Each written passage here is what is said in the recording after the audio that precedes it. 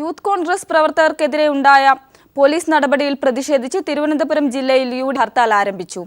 ആരംഭ മണിക്കൂറിൽ ഹർത്താൽ കാര്യമായ ചലനങ്ങൾ സൃഷ്ടിച്ചിട്ടില്ല. KSRTC ബസ്സുകൾ അടക്കം സർവീസുകൾ നടത്തുന്നുണ്ട്. ഹർത്താലോടനുബന്ധിച്ച് രാവിലെ 11 മണിക്ക് പാളയം രക്തസാക്ഷി മണ്ഡപത്തിന് മുന്നിൽ നിന്ന് സെക്രട്ടേറിയറ്റിലേക്ക് മാർച്ച് സംഘടിപ്പിക്കും. കൂടുതൽ വിവരങ്ങളുമായി സുനിൽ അരിമാനൂർ ചേരുന്നു. സുനിൽ, വിവരങ്ങൾ.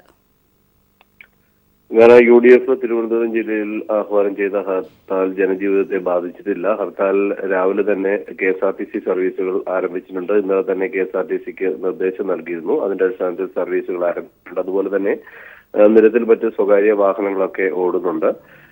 ഇന്ന് 11 മണിയോടുകൂടി തന്നെ ഈ ഒരു പ്രതിഷേധം സൂചകമായി തന്നെ UDF നേതാക്കൾ പാളയത്ത് നിന്ന് മാർച്ച് ആരംഭിച്ച് സെക്രട്ടേറിയറ്റിലേക്ക് മാർച്ച് നടത്തുമെന്നാണ് അറിയിച്ചിട്ടുള്ളത്. നിയമസഭാ സമ്മേളനം നടക്കുന്നതുകൊണ്ട് തന്നെ സമ്മേളന നടപടികളൊന്നും തന്നെ ഹർത്താലിനോടനുബന്ധിച്ച് മാറ്റിവെച്ചിട്ടില്ല.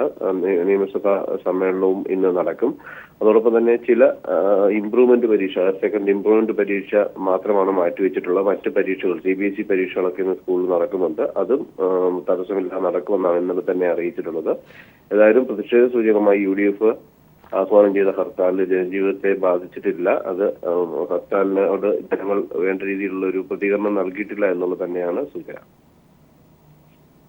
സുനിൽ അരിമാനൂരാണ് വിവരങ്ങൾ നൽകിയത്.